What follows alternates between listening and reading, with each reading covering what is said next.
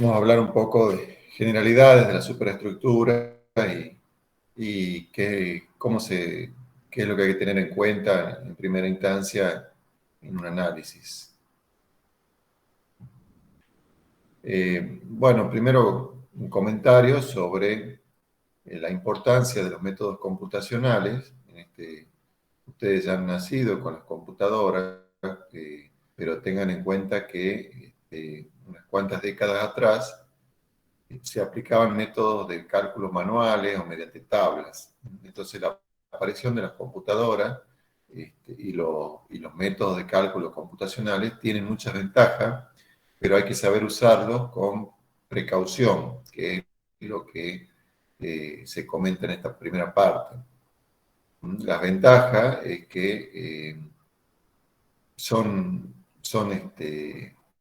permiten obtener una solución rápidamente, aplicable a todo tipo de estructura, en el caso nuestro de puentes, aplicable a todas formas de tablero, todo tipo de puentes, tableros rectos, oblicuos, curvos, continuos, con rigidez constante o variable. Tengan en cuenta que hace unas 3 o 4 décadas, diría yo, eh, para calcular un edificio, digamos, de 10 pisos, un edificio común, grande para lo que hay en Tucumán, pero un edificio normal. Para el cálculo completo, un proyectista o un calculista de estructura podía estar eh, un poco más de un mes trabajando en obtener solicitaciones y dimensionado. Eh, con la, entonces lo importante era hacer un buen predimensionado. Los mejores calculistas, los que tenían éxito, eran los que sabían, tenían unas buenas formas de hacer predimensionado. ¿Por qué? Porque si al final de ese proceso de cálculo había que redimensionar, bueno, prácticamente había que empezar de nuevo y era mucho tiempo perdido. Cosa que actualmente con las computadoras se encuentra totalmente superado.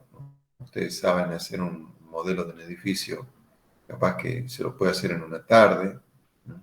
Se pueden probar distintas variantes y en cuestión de minutos uno va modificando rigideces de elementos, de viga o de columna, y va observando cómo se modifican los resultados. Entonces, eso que aplicamos con todas esas ventajas en los edificios, también vale para el caso de puentes. Se aplican a distintos tipos de tableros de puente, a distintos tipos de secciones transversales. Eh, Hay que controlar los resultados, eso no es tan fácil, no es tan simple, no resulta tan simple en los métodos manuales, pero es posible con el uso de los programas controlar los resultados. Por ejemplo, ¿qué resultados controlaríamos? Si alguien quiere decir, expresarse después de ejecutar un programa de cálculo de estructura, ¿qué es lo primero que harían? A ver, vamos a minimizar esto para ver quiénes quieren participar. Después de ejecutar un programa para calcular un edificio, por ejemplo, ¿qué es lo que hacen ustedes? ¿Qué controlan? Yo controlaría las deformaciones. Las deformaciones, bien. También puede Más o ser, menos, ingeniero, controlar sí. si el sistema de convenciones de positivo y negativo es el mismo que con el que estamos trabajando, ¿no? En un El diagrama de sistema momentos. el sistema de coordenadas, me dice, de convenciones. Claro, de convenciones de momentos positivos, negativos, de tracción, de compresión, si es el mismo que estamos Bien, adoptando. bien, bien. Está bien, eso quizás habría que mirarlo un poquito al empezar o antes de empezar, ¿no? Eh, Respecto a las deformaciones, ¿qué controlarían? ¿Quién dijo deformaciones? ¿Qué controlarían de las deformaciones?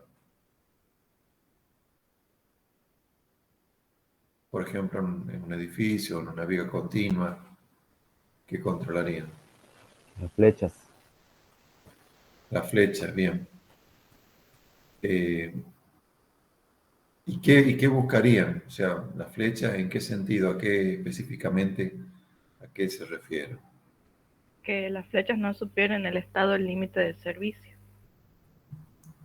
Bien, bien. Bueno, a ver, vayamos de lo general al particular. Lo general sería ver la deformada general de la estructura. Si la deformada general es congruente con las condiciones de apoyo y de carga. Porque si ustedes ven que donde había un apoyo, la estructura baja 10 centímetros y ustedes han puesto un apoyo rígido, bueno, significa que el apoyo no está bien vinculada la estructura con el apoyo, ¿no? O hay algo raro. Entonces, vamos de las cosas más gruesas a las más finas, ¿no? Que la forma, si es una viga continua, por ejemplo, que la forma que adquiere al cargarla sea la esperada, en el sentido de que dónde tengo que tener las curvaturas hacia abajo y dónde tengo que tener las curvaturas hacia arriba. La zona según esté la zona de tramo, la zona de apoyo. Si tengo un edificio con carga horizontal, por ejemplo, de viento, ver que esa forma también sea compatible con la acción aplicada, que el edificio no se deforme para el otro lado, por ejemplo, ¿no? Lo cual significaría que la convención de signo, como decían acá, o la convención de aplicación de carga está al revés. Bueno, entonces, eso es una de las cuestiones a controlar la deformada y ya cuando uno entra a hilar más fino, ver si estamos verificando condiciones de deformabilidad, si estamos dentro de las flechas admisibles o las flechas esperadas, las deformaciones esperadas. Si no, si fueran excesivas, por ejemplo, habría que redimensionar, repensar la estructura. Otra verificación simple que ustedes hacen desde que han aprendido a calcular vigas es respecto a las reacciones. ¿Qué verifican respecto a las reacciones? Ya con los valores de las reacciones. Hacen una sumatoria de reacciones que tiene que, junto con la sumatoria de fuerzas aplicadas, tiene que cerrar. Sumatoria de fuerzas horizontales igual a 0, sumatoria de fuerza vertical igual a 0 y sumatoria de momento igual a 0. Caso contrario, habría algún problema que habría que verificar. Y después que uno ha verificado más o menos las deformaciones, las reacciones, hay que entrar a analizar los diagramas de esfuerzo. Por ejemplo, el diagrama de momento. Que el diagrama de momento sea el esperado, esté de acuerdo a lo que uno espera. El diagrama de momento, sobre todo, es uno de los que es más intuitivo, más fácil de darse cuenta, pues está relacionado, como ustedes saben, con la deformada. Y luego la relación entre diagrama de momento y esfuerzo de corte, donde tengo los saltos de diagrama de momento se reflejen en el corte o al revés. Las relaciones que ustedes conocen que hay entre cambio de instantáneo en el diagrama de corte, por ejemplo, por aplicación de una fuerza, y cómo se ve reflejado eso en el diagrama de momento, por ejemplo. Bueno, entonces esos son unos primeros controles que uno tiene que hacer. Uno no tiene que confiar ciegamente en lo que sale del programa de cálculo, porque uno puede haber cometido errores en el ingreso de los datos o en la interpretación de cómo se ingresan los datos. Entonces, es fundamental controlar. Bien, entonces, Como decía también, la ventaja de los programas de cálculo está en la economía, en el tiempo y en los gastos de recursos. Digamos, uno puede resolver un problema rápidamente, lo cual significa menos horas de ingeniería. Pero hay que tener en cuenta que, cuáles son las hipótesis de entrada. Y entre ellas, no olvidemos que la mayoría de los programas simples que uno usa de cálculo de estructura considera un comportamiento elástico lineal, ¿m? Tanto para los materiales como para la geometría. ¿M? Y esto, ¿será verdad? ¿No será verdad? Bueno, a propósito de ello, hay un investigador, un pensador, digamos así, que decía que la exactitud de cualquier método de análisis para una estructura particular es difícil de prever y más aún de controlar. La exactitud depende de la correcta elección del modelo para presentar o representar tres características muy complejas. Primero, plantea el tema del comportamiento de los materiales. Segundo, la geometría y tercero, las cargas. Como les decía, respecto a los materiales, suponemos generalmente, salvo programas muy específicos, que los materiales son elásticos y lineales. Ahora, nosotros generalmente trabajamos con hormigón armado o con estructuras metálicas o con estructuras mixtas que incluyen acero y hormigón. Y entonces, en este punto tenemos que preguntarnos, ¿los materiales son realmente elásticos?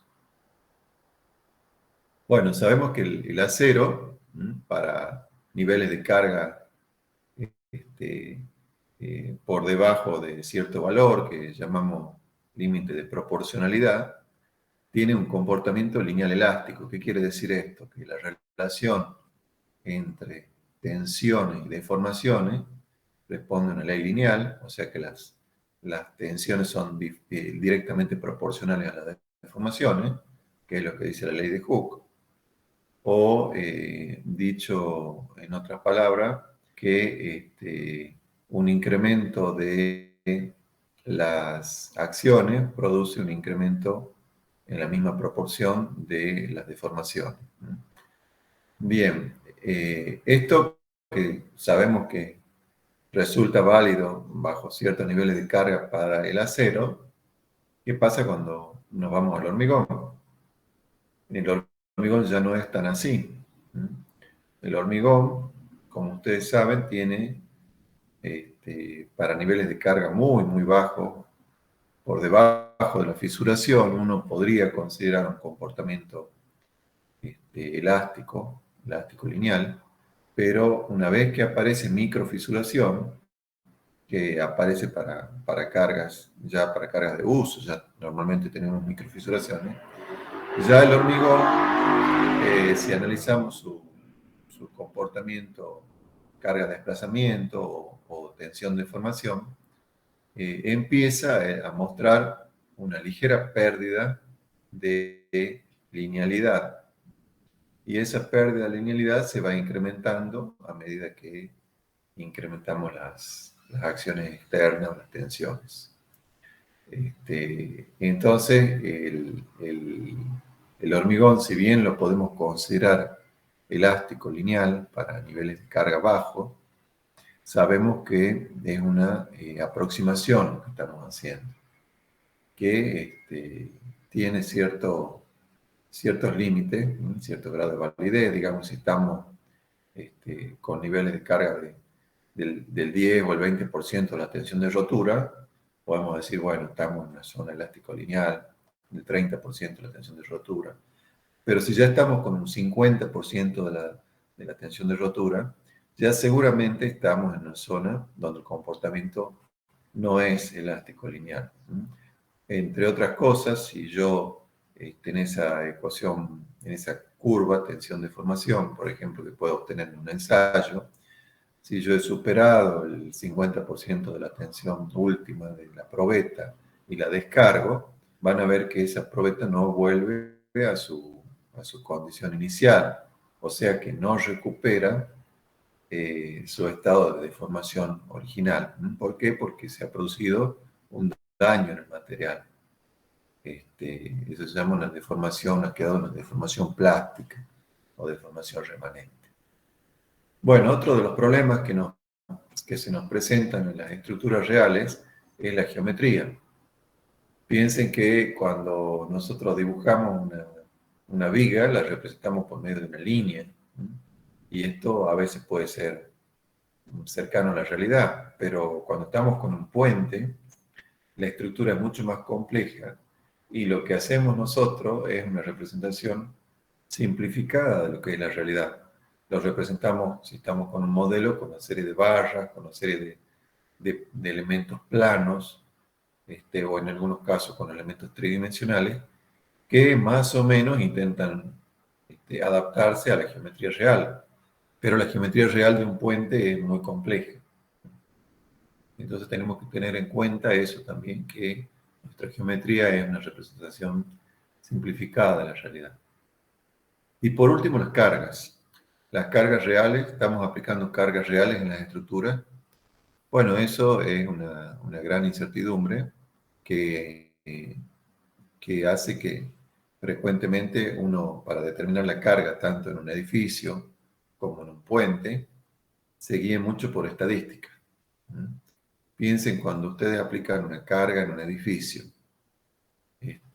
para calcular eh, la estructura del edificio. Eh, ¿Qué les dice el reglamento? Van a un reglamento que les dice la carga en un edificio de vivienda, en los dormitorios, por ejemplo, o en el comedor, ¿vale cuánto? ¿Cuántos kilonewtons por metro cuadrado vale? ¿Se acuerdan? 2 Dos. kilómetros por metro. 2 kilonewtons más o menos, sí. En zonas de escaleras, por ejemplo, vale 4. En balcones creo que vale también 4. En un depósito vale como mínimo 5, pero depende de qué sea el depósito. Y así, en una oficina vale 3. Ahora, ¿esas cargas serán reales? Bueno, es difícil de saberlo, ¿eh?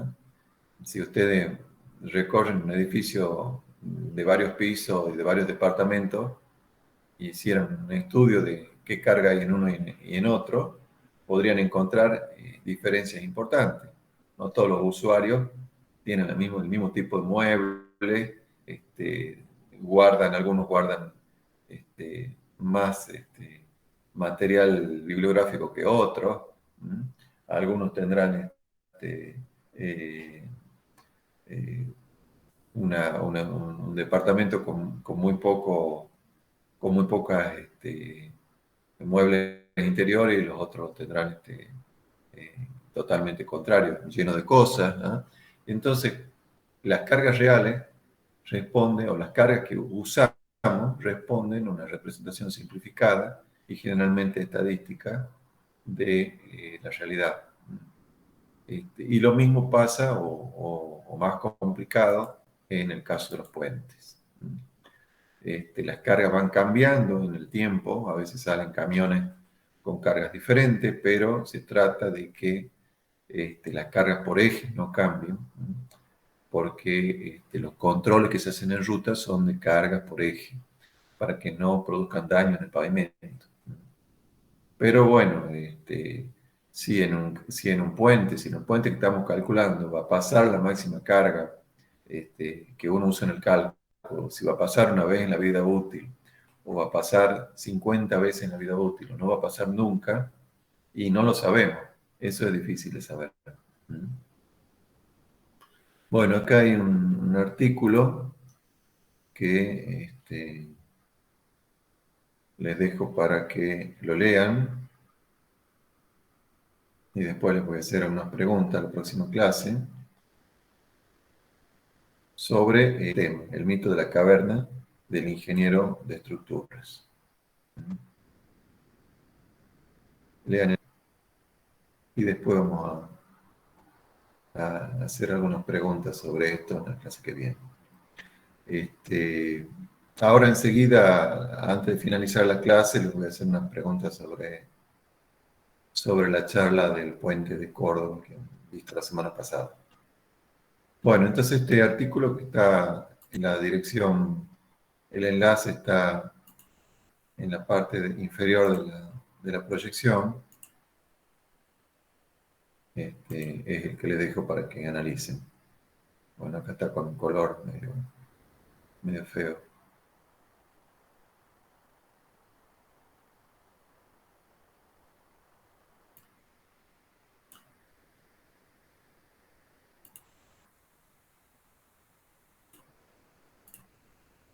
No importa. Bueno.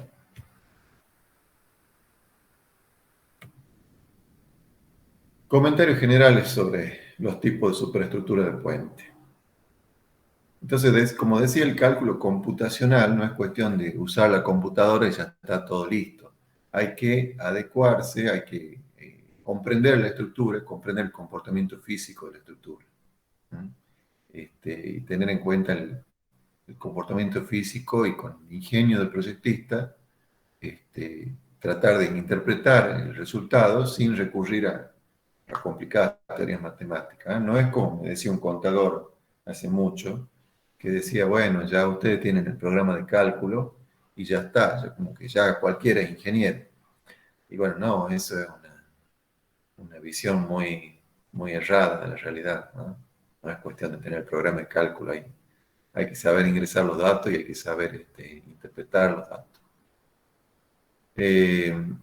Bueno, los principales tipos de superestructura podríamos clasificarlo, como se dice, como indicamos acá, aunque esto no puede variar según que tomemos un libro u otro, pero podríamos decir que los tipos de superestructura son de viga única, en emparrillado, de placas, de losas y viga o tipo celulares o cajones.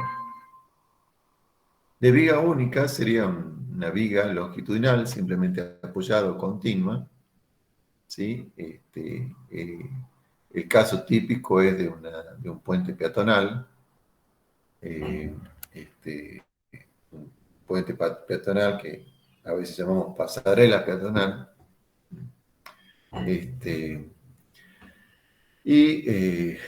Como ustedes saben de materias anteriores, para que podamos considerar un comportamiento de viga, la longitud tiene que exceder al ancho del elemento que estamos considerando, de tal forma que al actuar la carga, la viga se flexione y torsione sin que la sección transversal altere su forma.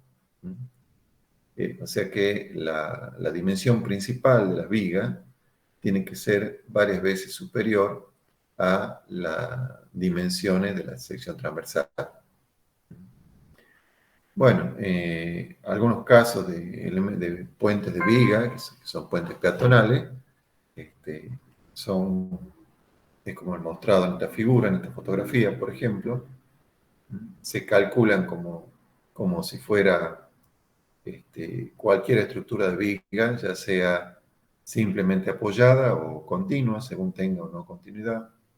Aquí estamos observando que esta estructura tiene una junta, o sea que esto es una viga isostática, son elementos independientes.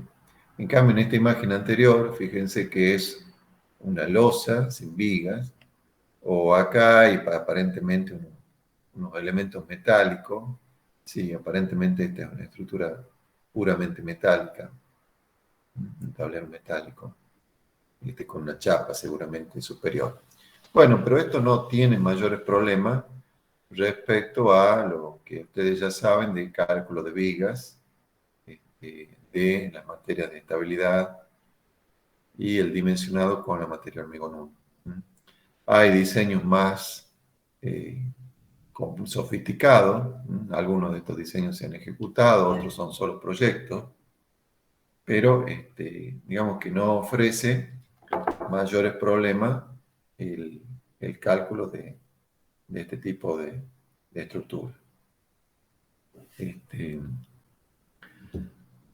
Complicando un poquito más la situación de cálculo, encontraríamos un sistema de emparrillado, o sea, un sistema en el que tenemos vigas longitudinales y transversales que sirven de apoyo a una losa. Entonces, las cargas se transmiten entre las vigas gracias a un mecanismo de flexión y torsión entre unas y otras, ¿no? Como ustedes saben, si ustedes analizan la viga en una dirección, lo que es un salto en el diagrama de momento flector en un apoyo, por ejemplo, implica una torsión en la viga perpendicular. ¿Mm? Entonces hay una relación entre esfuerzos de flexión y de torsión, un mecanismo conjunto en el emparrillado de viga, que hace que sea interesante, digamos, para resolver una estructura de puente, pero que casi no se usa en este momento. ¿Y por qué no se usa? Por las dificultades constructivas. ¿No? Porque se tiende hacia la prefabricación, hacia prefabricar las vigas longitudinales y usar un mínimo de vigas transversales, porque en caso contrario la materialización de esas vigas en obra requiere utilizar muchas operaciones in situ, mucho hormigón en obra y detalles de armado en obra, que es lo que se trata de evitar. Entonces estos sistemas se usan cada vez menos. Un sistema de emparrillado de vigas sería lo que nosotros tenemos en las aulas de la facultad, en las aulas del blog que usamos para las clases habitualmente de ingeniería. Recuerden que ahí tenemos, cuando estén sentados de nuevo ahí, fíjense hacia el techo y tenemos un sistema de vigas en dos direcciones. Bien, la superestructura del emparrillado se resuelve con cualquier programa convencional de cálculo basado con análisis tipo emparrillado, con un programa convencional basado en métodos matriciales, particularmente la mayoría de los programas que usamos emplean el método de los elementos finitos.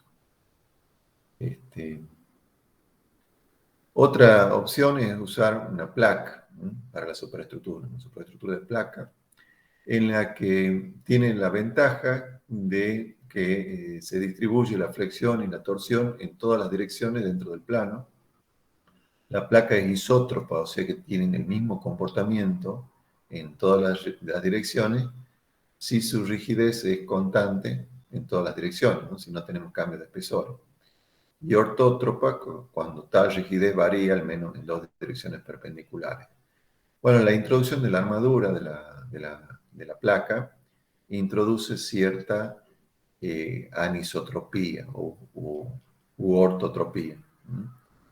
Ya al introducir armadura hay algunas pequeñas diferencias, más importantes serán cuando mayor sea la armadura, en los comportamientos en una dirección y otra.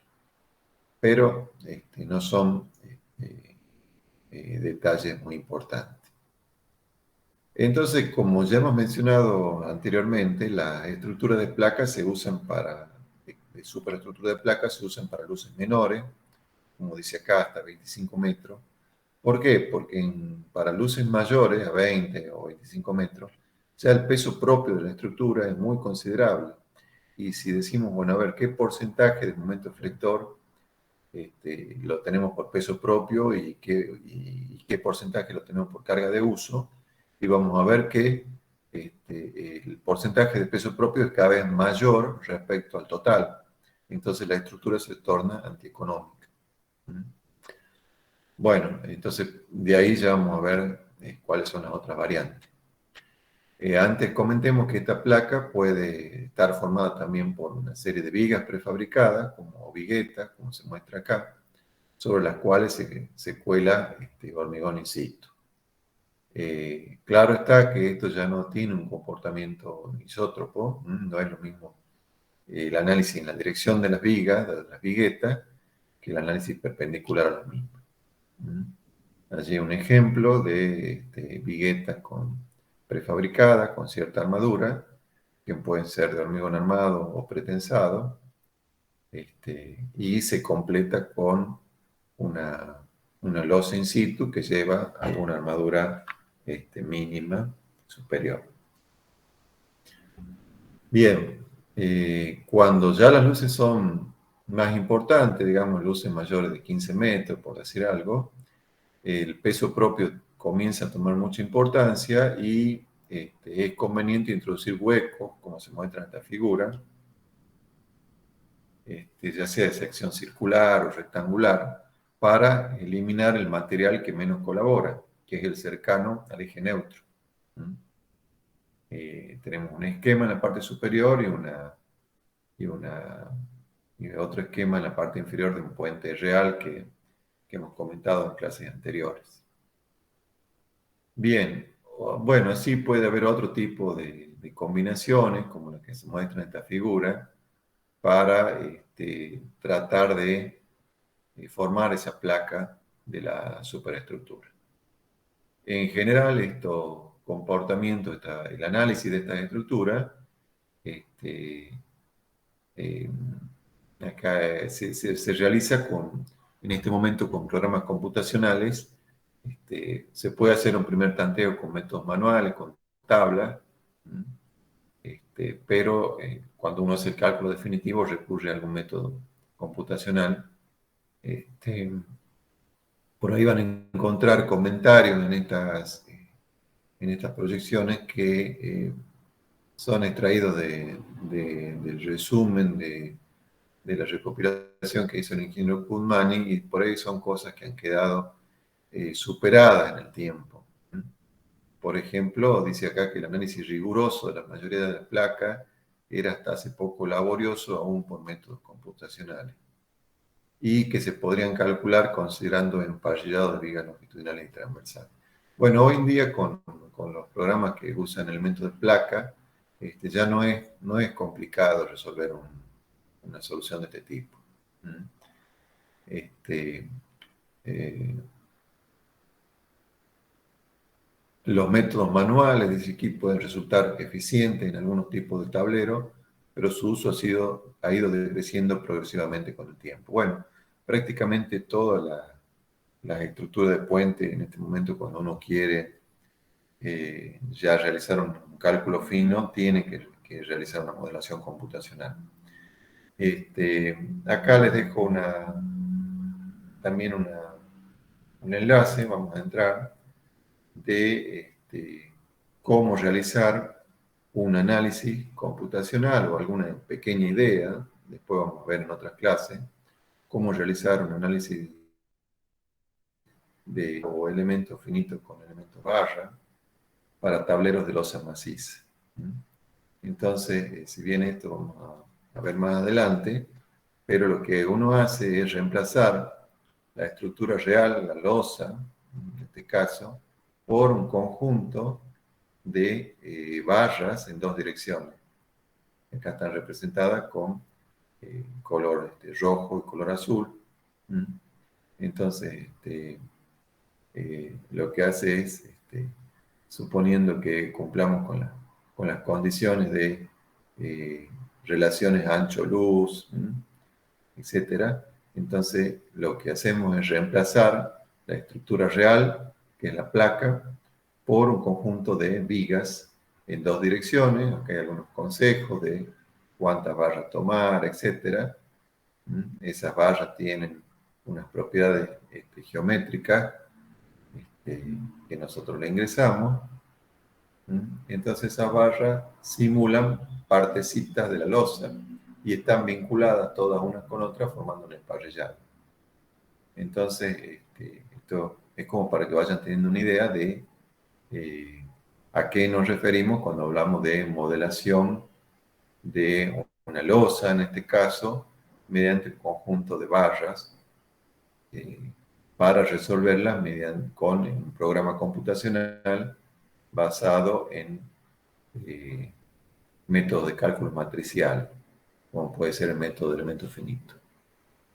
Bueno, volviendo entonces al que estábamos, después lo miran en detalle si quieren ese tema.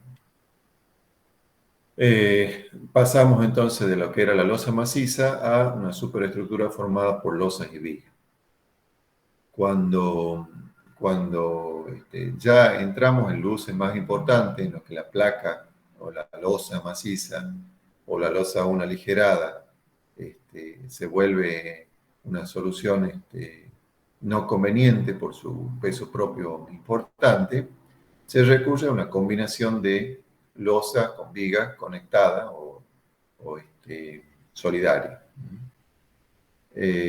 Como dice acá, la ventaja es que es más liviano que el caso de tablero tipo placa y en consecuencia apto para un rango de luces más extenso.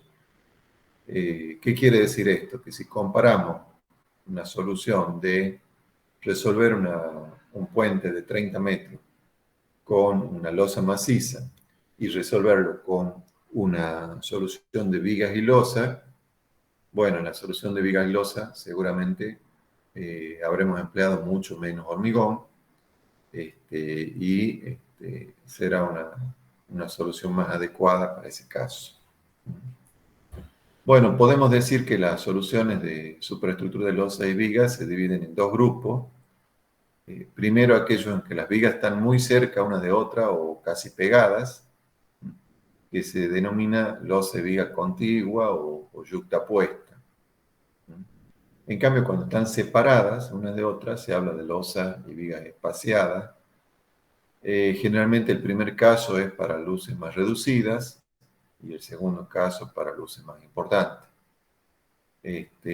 Por ejemplo, los casos de puentes con vigas yuxtapuestas, como los comercializa una industria local de prefabricación, van a ver que, por ejemplo, cerca del supermercado Easy Jumbo, en la avenida que está cercana a esto, que cruza un canal, Alfredo Guzmán se llama la avenida del lado de Yerbabuena. Hay tres puentes ahí, están resueltos con vigas yuxtapuestas, o sea, dispuestas una a la par de otra, de sección doble T, de 40 centímetros de altura, o 40 o 50 centímetros de altura, y la misma dimensión en el ancho. Se colocan las vigas prefabricadas una al lado de la otra, algo parecido a esta solución, solo que esta es con vigas T, la otra que le estoy hablando es con vigas doble T, y sobre las vigas se elabora un tablero de hormigón armado. Generalmente las mismas vigas sirven de encofrado.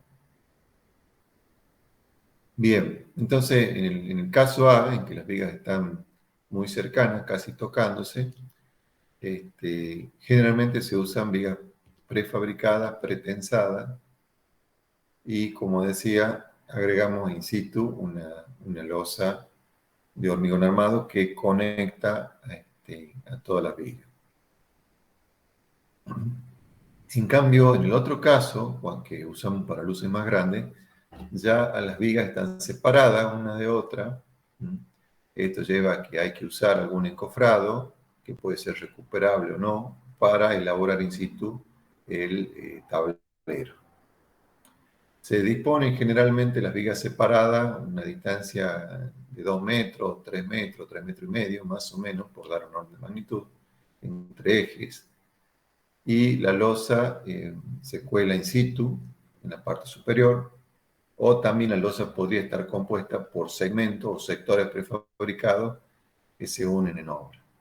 Bueno, acá estamos viendo algunos ejemplos. ¿Y qué pasa respecto al comportamiento? Bueno, el comportamiento no es el mismo. Pensemos primero en el caso de la losa y viga contigua.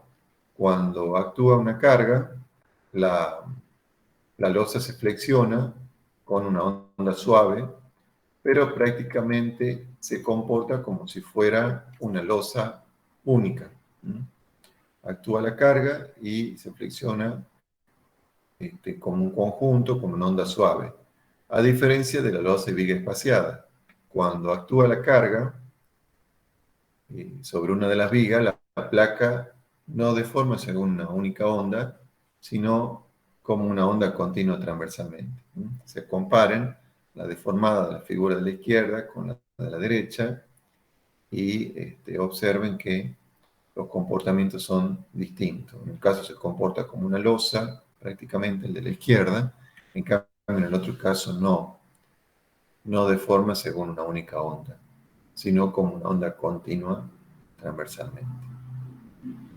Bien, entonces estos problemas de resolución o del cálculo de este tipo de estructura se analizan generalmente con programas basados también en métodos de elementos finitos.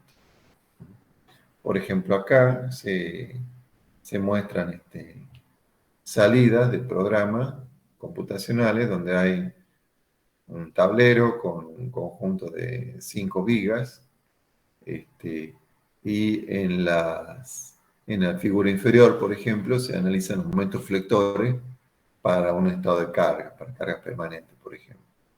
Entonces, mediante un diagrama de colores, uno puede analizar el comportamiento, ver si es el esperado y obtener algunos valores que sirvan para el dimensionado. Bueno, de esto ya vamos a ver con más detalle en clases posteriores. Otra opción que nombramos sobre la superestructura es trabajar lo que se denomina superestructuras celulares o vigas cajón.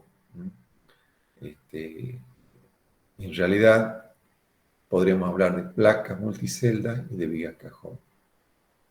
¿De qué se trata esto? Se compone de un número de placas delgadas y almas más gruesas que forman una determinada cantidad de celdas.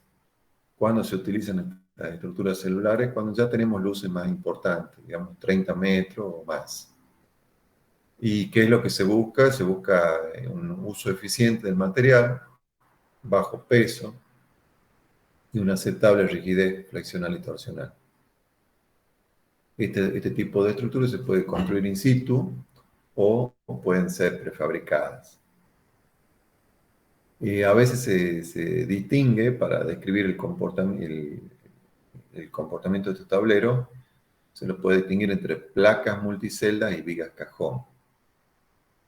¿Qué sería esto? El primer caso sería como lo esquematizado arriba, que se usaría en tableros anchos y de poca altura, por ejemplo, o sea, donde tenemos una luz reducida, un tablero ancho formado por un determinado número de celdas.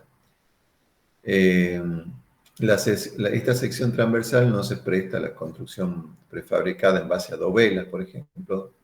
Construir por dovelas, creo que lo he mencionado anteriormente, lo vamos a ver en una de las últimas clases de puentes sobre fabricación, es construir segmentos longitudinales del puente e ir uniéndolos in situ. Bueno, distribución transversal de cargas no resulta tan efectiva como en el caso de una placa maciza o alivianada, debido a que la losa superior e inferior flexan independientemente, originándose la distorsión de la sección. ¿Qué quiere decir esto? La distribución transversal de carga se refiere a cómo se comporta la estructura cuando yo aplico una carga puntual, por ejemplo, en una zona de la estructura. No cuando aplico una carga uniforme en toda la losa, sino cuando aplico una carga lineal o una carga puntual o una carga en una zona, por ejemplo, una carga simétrica. Entonces, ¿colaboran todas las vigas? ¿No colaboran? ¿Cuáles colaboran más o menos? Esto es lo que llamamos distribución transversal de cargas. Y eso también lo vamos a ver en una clase posterior.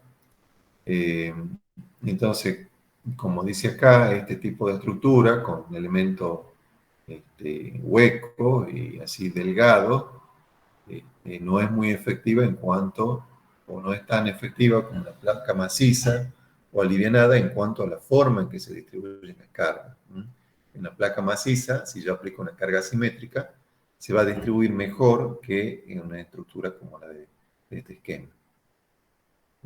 Cuando se deforma, podría pasar que se deforme como se esquematiza aquí. Entonces no todas las vigas trabajan iguales y hay algunas deformadas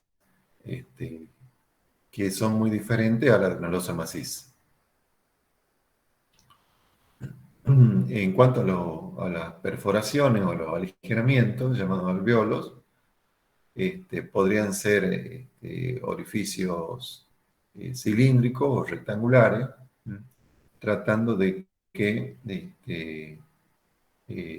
el diámetro, si usamos orificios cilíndricos, no exceda el 60% de la altura del tablero. Si no, vamos a tener distorsiones mayores. Bien, para luces mayores generalmente se recurre a orificios rectangulares, conservando ciertos espesores mínimos en las losas superior e inferior de alrededor de 15 o 20 centímetros. El otro caso que les comentaba, uno, recuerden, era la placa multicelda que hemos llamado, y el otro el de la viga cajón. La viga cajón nos referiríamos a estructuras como estos esquemas. Se componen de una o más grandes celdas, de las cuales en los bordes pueden presentar una sección triangular con el alma exterior inclinada. Fíjense la diferencia entre el esquema superior y el inferior, es que el superior se utilizaría para anchos más importantes. Si bien estas soluciones se utilizan para puentes, tanto la de arriba como para la de abajo, para puentes de hasta 10 o 12 metros de ancho, bueno, en el caso de arriba se podría usar para anchos un poco mayores, ya que el disponer de esas almas verticales y los otros paredes inclinadas hace que eh, podamos llegar a anchos más grandes con la losa superior. Porque, ¿qué pasa? Si nosotros aplicamos una solución como la de abajo para un puente muy ancho, digamos de 20 metros de ancho, ¿qué va a pasar? Que la losa superior nos va a resultar muy armada, porque va a estar apoyada solamente en esas dos almas, y si esta distancia es muy grande, nos va a salir mucha armadura o mucha sección para la losa superior. Entonces, cuando la losa es muy grande, cuando el ancho es muy grande, ya conviene ir a otro tipo de soluciones, por ejemplo, usando dos cajones. Bueno, no tengo acá el caso, pero después se los mostraré. Pero bueno, esta es la otra solución, como ya hemos mostrado en algún ejemplo anterior, que se usa para puentes de luces importantes, digamos de 40 metros para arriba. Pueden ser construidas in situ, como en esta imagen, que sabemos que es construida in situ porque vemos las armaduras en espera. Casi siempre se usa el pretensado, prácticamente siempre en este último tiempo. Pueden ser construidas in situ, pueden ser prefabricadas y unidas en obra con pretensado. Y se usan, como digo, para puentes de luces importantes, para puentes en los que se quiere lograr un impacto visual, o para puentes curvos. En cuanto a las alternativas de construcción, en puentes de luces moderada, la viga cajón se hormigón in situ, aunque cada vez se emplea menos el hormigón in situ, o se emplean dovelas dispuestas sobre un encofrado, o sea, construcción in situ, o utilizando una viga de lanzamiento y pretensándolas posteriormente tramo por tramo. Esto quiere decir construir un sector, una rebanada, digamos, longitudinal del puente, por ejemplo, de 4 metros, y luego unirla con segmentos ya construidos, unirlas mediante pretensado en obra. Esto, como les digo, vamos a ver una clase específica sobre construcción de puente. Y vamos a ver que hay distintos tipos de construcción. Bien, entonces cuando encontremos la información para resolver un problema, ustedes verán en la práctica que nos encontraremos con planos como estos. Algunos son planos para estudiar previamente la zona, como curvas de nivel, y otros que estamos mostrando acá son esos planos en los que ya se ha materializado el puente. Otros son planos de la estructura del puente propuesto. Y estos ya son planos de armadura de un elemento específico, una viga interior o una viga exterior. Bueno, un poco esto es lo que ustedes van a ir resolviendo en las clases prácticas. Aquí otros ejemplos de cómo uno encuentra la información o qué es lo que uno tiene que elaborar para presentar la estructura del puente. Bien, en los minutos que quedan,